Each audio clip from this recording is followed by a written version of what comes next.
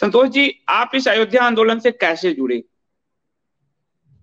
भाई साहब, 30 जनवरी 1984 को श्रद्धेय परमहंस रामचंद्र दास जी, जो मेरे पिताजी को अपना बड़ा भाई मानते थे, वो मेरे घर आए थे। उसके पहले तो उन्होंने मुझसे कहा कि बेटे, 3 दिन बाद 30 जनवरी है और उस दिन सरयू तट पर संकल्प सभा होनी है, तुझे आना है, अपने सभी संगी साथियों सहित आना।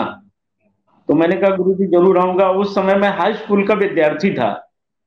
तो मैं, गुरु जी का आदेश था, चाचा भी थे वो, हमारे गुरु भी थे, तो उनके आदेश पर हम अपने बहुत सारे साथियों के साथ उस सभा में गए। तो वहां उस समय राम जन्मभूमि का ताला नहीं खुला था, तो नारा लगता था, बच्चा बच्चा राम का, जन्मभूमि के काम का, आगे बढ़ो प्रेम से बोलो, जन्मभूमि का ताला खोलो। तो और ये नारे के साथ साथ सरयू जल से आचमन करके, हाथ में सरयू जल लेकर के शपथ दिलाई उन्होंने कि हम सौगंध राम की खाते हैं, मंदिर वहीं बनाएंगे। तो अब हमने ये प्रण लिया कि अब सौगंध राम की खाते हैं, मंदिर वहीं बनाएंगे, तो पहले तो ताला खुलना चाहिए, फिर उसके बाद जब ये ढांचा हटेगा तब फिर मंदिर बन सकता है। तो मैंने सरयू माँ से प्रार्थना की कि माँ, अब मैं, मेरे जीवन का एकमात्र लक्ष्य रहेगा कि झूठी हमारी शपथ झूठी न होने पावे, इसलिए मुझे शक्ति प्रदान कीजिए कि मैं रामलला का भव्यतम दिव्यतम मंदिर बनने तक में, चाहे इसमें हमारे प्राण जाए, बर्बादी हो जाए, जो हो जाए, लेकिन राम मंदिर बने। इसको मैं अपना पूरा जीवन इस आंदोलन को समर्पित करता हूँ। और भविष्य में हम भी अपने घर को तभी बनवाएंगे जब रामलला अपने दिव्यतम भव्यतम सुंदरतम मंदिर में विराजेंगे। हालांकि उस समय ये सोचना बहुत दूर की कौड़ी थी, ये असंभव सा था, लेकिन कहते हैं कि जहां चाह होती है वहां राह निकलती है। तो मैं उस समय 84 में मैंने 30 जनवरी को ये शपथ खाई और घर चले आए। फिर 2 साल तो ऐसे तैसे बीत गया, बैठकों का दौर और सब मिलना जुलना, योजना पर कोई कारगर काम नहीं हो पाया। 1986 में 1 फरवरी को मेरे मौसेरे भाई श्रीमान उमेश चंद पांडे जी की याचिका पर ताला खुलने का आदेश हो गया। तो शाम को मेरे घर आए, तो उन्होंने मुझसे कहा कि भाई लड्डू खा लो। मैंने लड्डू खाया। तो जब लड्डू खा लिया तो उन्होंने कहा, भाई मेरे बेटा, ये लड्डू बड़ा महंगा है। और तो मैंने उनसे कीमत पूछी, भैया क्या कीमत है इसकी? तो उन्होंने बताया कि एक भाई ने श्री राम जन्मभूमि का ताला खुलवाया है, अब दूसरे भाई का धर्म यह बनता है कि वो बाबरी ढांचे को जब तक ढाएगा नहीं तो मंदिर बन नहीं सकता है, तो उसको ढाओ तभी मंदिर बनेगा। मैंने कुछ सोचा नहीं, ये मन में 2 वर्ष पहले ही जो भाव था, उस संकल्प को शक्ति प्रदान हो गई। उन्होंने जब मुझसे कहा ये, तो मैंने कहा भैया मैं आपको वचन देता हूं कि मैं ढांचे को जरूर तोड़ूंगा। इसके लिए मेरी जान जाए तो चली जाए, पर इसको योजनाबद्ध ढंग से तोड़ा जाएगा, तोड़ेंगे जरूर। वो उनके जाने के बाद मुझे रात्रि में नींद नहीं आई थी। हम दूसरे दिन राम जन्मभूमि दर्शन के लिए गए, तो वहां बहुत भीड़ थी, दुनिया भर के लोग आ चुके थे, खबरें सुन सुनकर। तो मैं उस समय कम उम्र का बालक ही था, लोगों ने ध्यान नहीं दिया और मैं जाने नहीं पाया अंदर। तो मैं चला आया वहां से, सरयू तट पर शाम को बैठा था।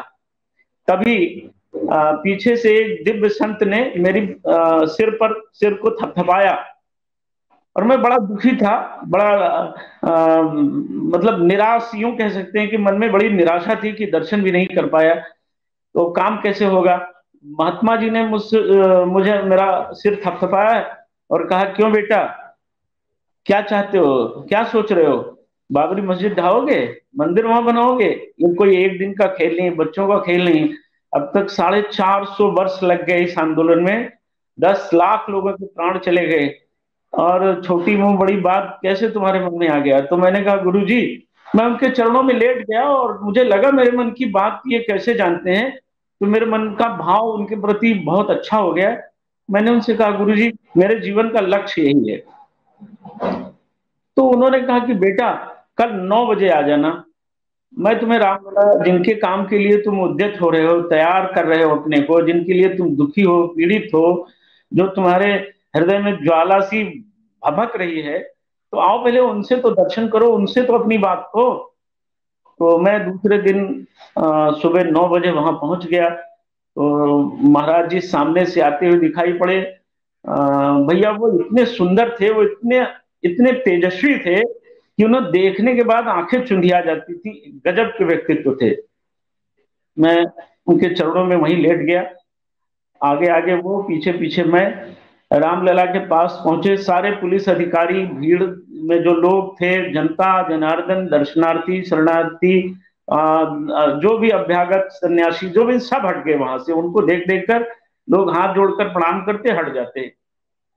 मैंने कोई परिचय नहीं पूछा था, इसलिए उनके बारे में मुझे जानकारी नहीं थी, पर मुझे लगा कोई दिव्यात्मा है जो ये काम कर रहे हैं। वहां जब रामलला के पास गए तो पुजारी जी भी उनके चरण में लेट गए। तो पुजारी जी से उन्होंने कहा, ये बच्चा रामलला का दर्शन करने आया है और अपने मन की वेदना कहना चाहता है। तो उन्होंने कहा, अरे वाह, बिल्कुल कहना चाहिए। तो मैं रामलला को मैंने देखा ढांचे के नीचे, और वहां मंदिर के अंदर वो जहां रामलला विराजमान थे, वहां परिक्रमा थी, वो देखा। फिर इतना तो मैं सहज भाव से समझ गया कि ऊपर का गुंबद ये मंदिर तोड़कर बनाया गया है। तो मेरी आंखें भर आई, रोने लगा मैं। वो क्षण में मेरे लिए भावुक क्षण है, कह पाना थोड़ा कठिन होता है, पर आंखें भर भर आ गई। मैंने कहा कि प्रभु, आज तो मैं आ गया हूं, अब मैं आपको अपना मुंह तभी दिखाऊंगा जब इस कलंकित ढांचे को तोड़ना होगा। और इसको तोड़ने जरूर आऊंगा, जरूर तोड़ूंगा, जरूर तोड़ूंगा और जरूर तोड़ूंगा। ये मेरे जीवन का एकमात्र सत्य है, और स्वप्न ही नहीं, ये प्रतिज्ञा भी है। जब मैं ये बोल रहा था तो वहां पुलिस अधिकारी थे, कुछ वो दौड़ पड़े, लड़के क्या बोल रहा है, क्या बड़बड़ा रहा है। लेकिन महाराज जी ने डांट दिया, कोई नहीं बोलेगा, ये जो कह रहा है वही सच है। फिर मेरे आंखों से भर भर भर भर आंसू बह रहे थे। उन्होंने मेरी पीठ थपथपाई, कहा, बोले, बेटा दर्शन हो गया, आप चलो। बात कर ली ना रामलला से, आप चलो। मुझे देख रहे थे वो भीड़ में, कई हजार की भीड़ थी। मुझे लोग ऐसा देख रहे थे, ऐसे जैसे कोई जंगल का ऐसा कोई जीव जंतु आ गया जिसको पहले कभी किसी ने देखा ही ना हो। पर मैं, महाराज जी आगे आगे, मैं पीछे पीछे, और हम लोग भीड़ से दूर जाकर रंग महल से, उन्होंने कहा, सायंकाल फिर मुझे वहीं मिलना, अशोक वृक्ष के नीचे सरयू तट पर। वो चले गए। अब मैंने सोचा, अब घर क्या जाऊं, इतनी टाइम, अब जाएंगे तो फिर लौट कर आएंगे। उन दिनों साइकिल का बड़ा साधन था और मेरे पास साइकिल ही थी। तो मैंने सोचा कि भूखों रह लेंगे, पर लौट कर घर नहीं जाएंगे, क्योंकि ना तो भूख लगती थी ना प्यास लगती थी। मन में वो तड़प थी, वो वेदना थी। तो मैं सरयू तट पर आया, थोड़ा सरयू जल पिया, केवल घर से चाय पीकर निकला था। भूख तो लगी थी, लेकिन भूख जब बगावत में बदल जाती है तो फिर वो भूख का हिस्सा शरीर को कमजोर नहीं कर पाता है। मेरे मन में महाराज जी के आने की, वो उनके दर्शन की इच्छा जागृत थी कि वो आएंगे तो कुछ बताएंगे। वो सायंकाल फिर कितनी उम्र थी आपकी, कितनी उम्र थी? जी, कितनी उम्र थी आपकी? उस समय मैं 19-20 साल का रहा होऊंगा लगभग। इंटर जी में जी। था उस समय। जी जी। 86 में मेरी उम्र हम्म 19-20 जो रही हो, 19 साल रही होगी मेरे हिसाब से। तो हम्म बालक ही थे उस समय, बहुत हम्म ज्ञान नहीं, लेकिन ललक थी और प्रण था, मन में चाह थी। तो राह ईश्वर ने बनाई। सायंकाल फिर महात्मा जी वहां पहुंचे। मैं चरणों में लेट गया।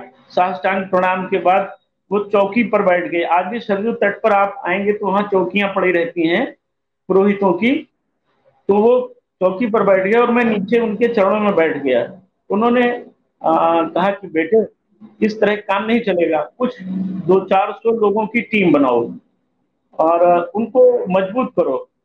उनके हृदय में राम लला के प्रति पहले तो प्रेम पैदा करो। जब प्रेम पैदा होगा तो उनके प्रति जो पीड़ा है वो भी पैदा होगी। मैं इस काम में लग गया।